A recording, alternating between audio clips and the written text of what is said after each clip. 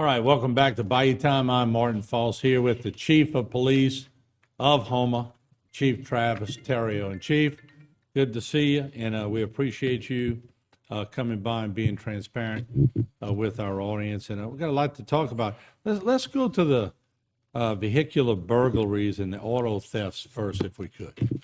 Will do. So I think a lot of people know that we've been having a lot of vehicle burglaries, and I don't think that this is the only group that we had committing burglaries. But our investigators have really been working hard, and they closed out some vehicle burglaries and some vehicle thefts on the west side of Houma. And as a result, during that investigation, they actually linked them to a shooting that occurred on the east side of Houma back in March, and they were able to close that out as well. Wow, okay. Yeah. Now, see, you have a range of ages Right. on this. So some we can't name because they're juvenile. Right. And at the present time, the one that we can name is Enos Nixon. He was actually located in the northern part of the United States, and he's recently been extradited back into Houma, which is the reason for the delay in the release. But he was charged with 32 counts of burglary, 35 counts of attempted burglary, 3 counts of business burglary, 1 count of auto theft, 1 count possession of a stolen firearm, and 3 counts of attempted second-degree murder. Wow. Yeah. And then the 17-year-old juvenile, he had the same 32 counts of burglary, 35 counts of attempted burglary, 3 counts business burglary, 1 count of auto theft, 1 count possession of a stolen firearm, 1 count of possession of a handgun by a juvenile, and 3 counts of attempted second-degree murder. And we had 3 other juveniles as well that were all charged with 30 counts of vehicle burglary, 31 counts of attempted burglary, 2 counts of business burglary, and 1 count of auto theft. And we had another juvenile that was charged with the 3 counts of attempted murder as well. That's incredible. Yeah. At that age, but it continues to show. Yeah. Y'all doing a great job of investigating, but the police are still in harm's way. These juveniles are much more bold than they used to be. Well, and the target for that attempted murder was an adult female in her 20s, and it had her 4- and 6-year-old kid in the car at the time of the shooting, and she was the intended target. They were shooting at her because she was related to someone that they were feuding with. That's unbelievable.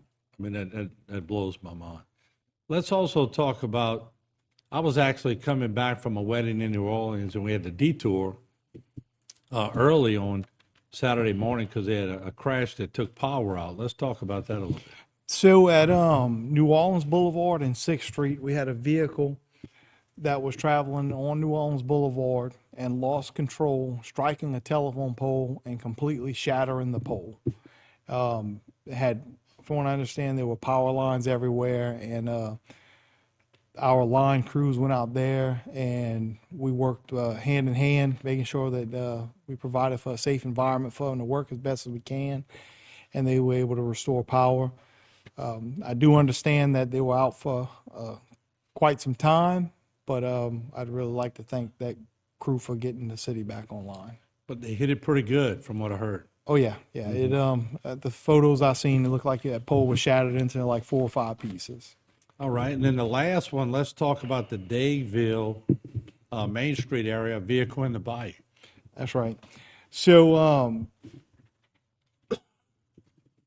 there was a vehicle that went through the barricades at the Daigleville Bridge and drove into the Bayou, which is the second time this has happened. And we try educating the public on not to do this, but this one, there were other circumstances, such as one Jesus Garcia, 38 years old.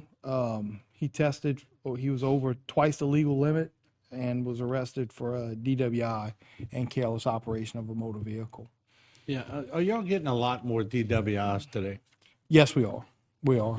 Seems like it's on the upbeat, huh? Well, and I think it's cyclical too, huh? And it looks like we have a lot more proactive patrols out there targeting DWIs, and we'll also be sending out a release later this week, and we're gonna be working in conjunction with the Louisiana Highway Safety Commission, and we're going to be doing saturation patrols upcoming in the school zones. Yeah. So, working in partnership with them, we're going to be targeting speeders, hands-free devices, and seatbelts, all within the school zones in the city limits of Houma.